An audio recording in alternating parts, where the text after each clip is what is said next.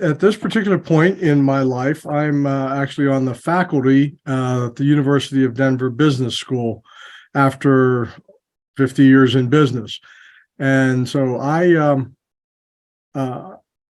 was first in my family, a first generation college student, as we say, first in my family to go to college. I graduated from Penn State so long ago, I can't imagine. It was 1972.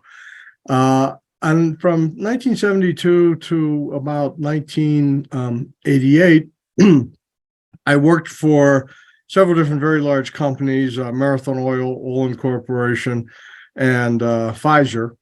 And then in 1988, I started a consulting and speaking and coaching business, which I still run today, but mostly today, most of my time and effort is devoted to my students at the University of Denver. Sure. And do you mind if we just jump right into some student questions? I already had some. No, go ahead. One of our kids, they wanted to know what originally drew you to business. Like, did you always want to work in business when you were younger, or did something influence you? Well, no, when I was younger, I was always a pretty good writer. So my undergraduate degree was in journalism.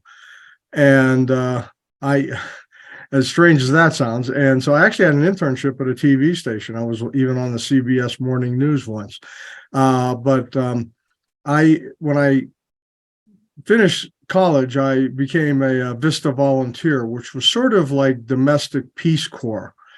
And I got very interested in how we were trained, and I decided I would like to have a career in employee development and training.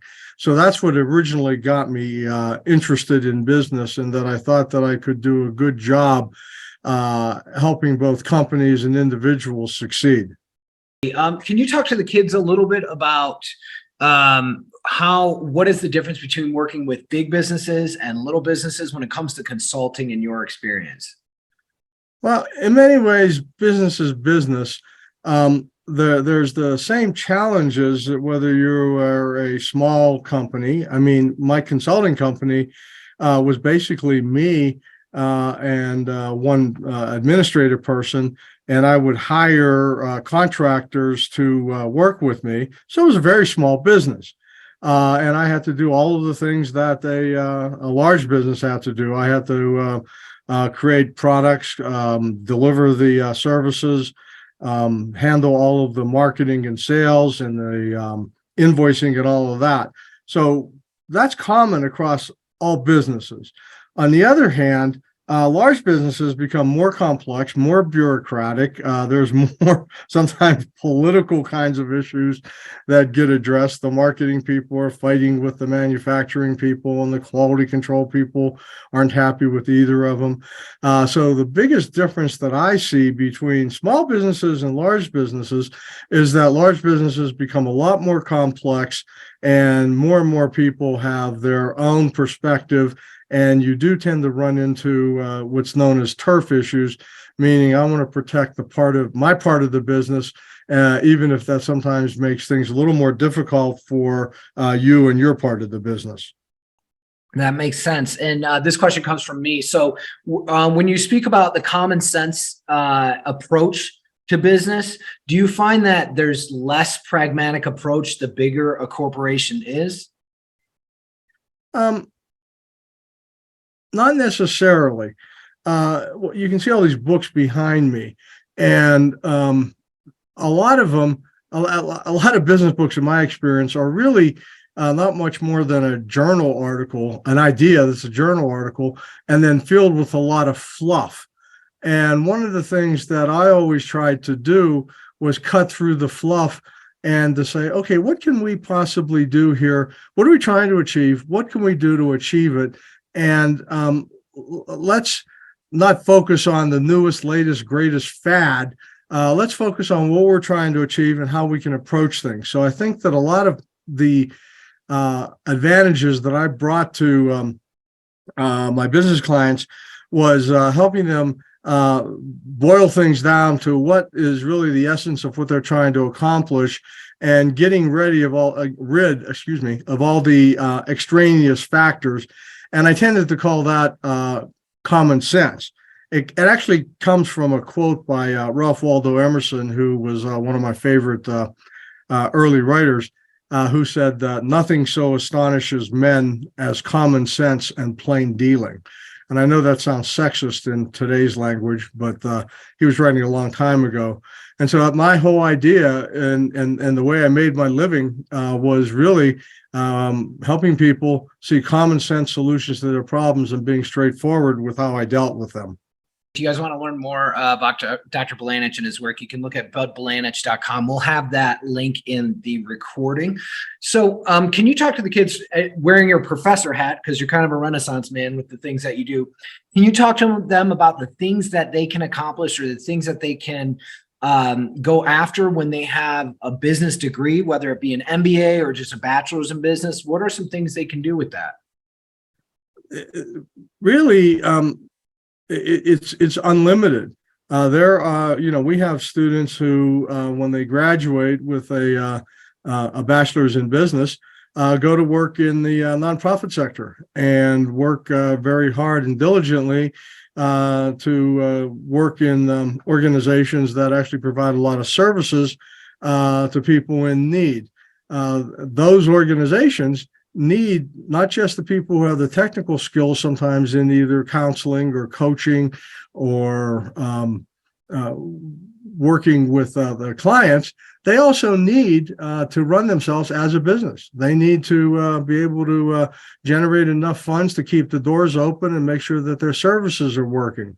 We also have students who sometimes choose to become entrepreneurs, start their own business. One of the students that I've been working with lately, when she graduated, started a photography business, and she's doing mostly portrait photography, but she's very happy doing that. And again, that's what she sees as something that's important for her, something she likes doing.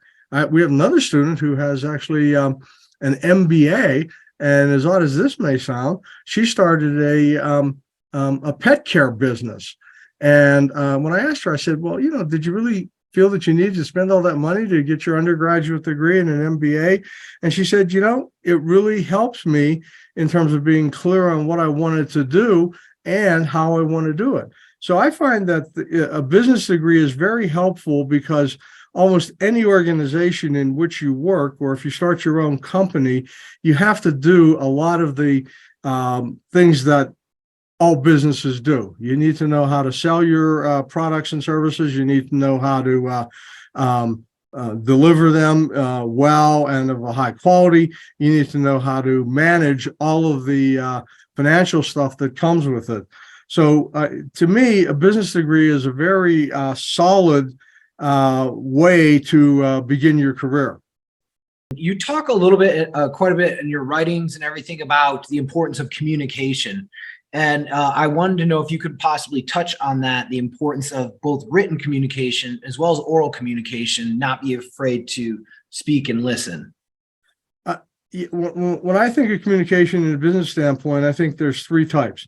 As you said, there's written, there is what I call face-to-face, what I think you called oral, and then you also have to be able to be good at making presentations.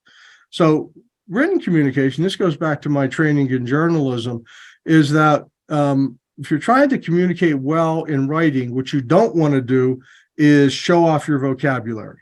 You want to use the simplest, easiest to understand, smallest word that will allow you to communicate exactly what you want to say. Too many people think that, and this a lot of times comes from your theme writing courses that you get in high school and sometimes in college. You don't need to use flowery language. You don't need to use compound sentences, complex sentences, straight subject, verb, object sentences communicate the best. Conversations, the most important thing is to listen more than you speak. Really focus in on what the other person is having to say. Make sure that you understand what they're saying. Ask questions if you don't, and then respond appropriately. And so that's what I think is the real key to one-to-one communication, is really listening more than you speak.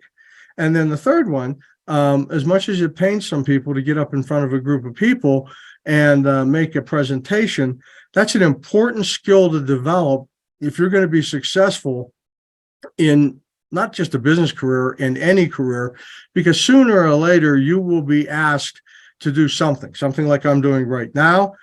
Sometimes you'll be making presentations to senior leaders in your organization. And if you do a good job of that, that's a great way to get recognized and rewarded.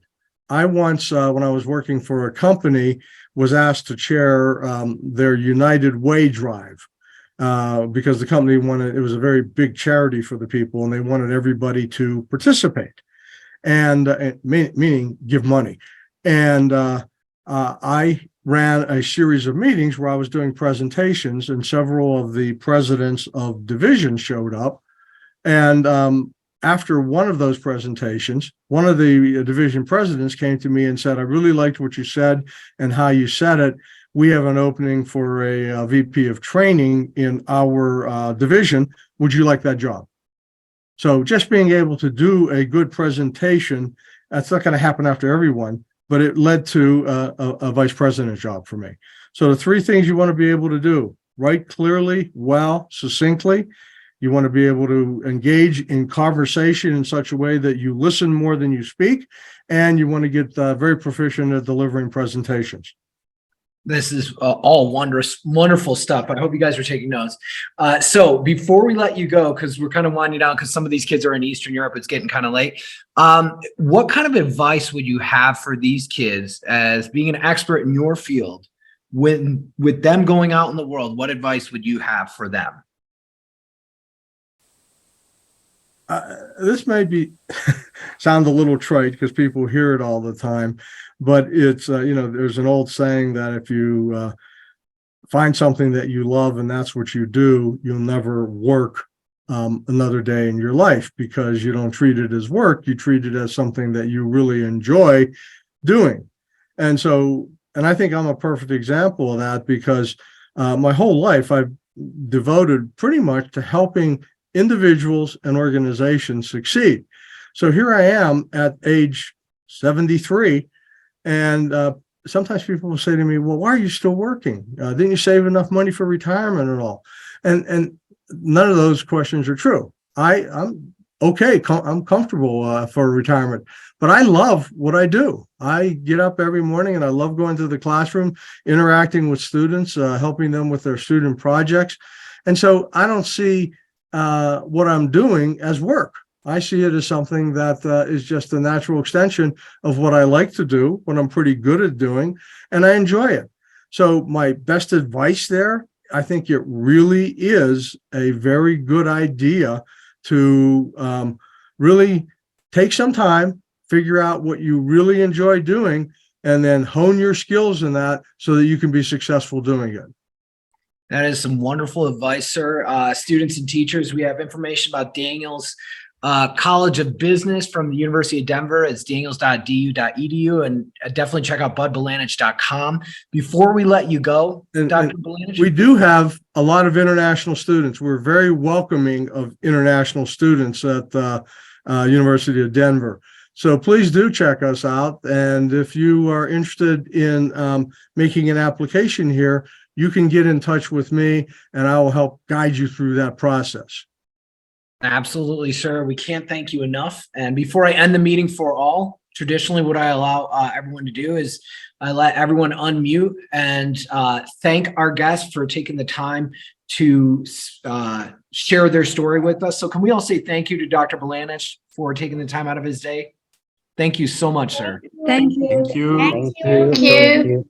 Have a good day. Thank you all for coming and listening. I appreciate it.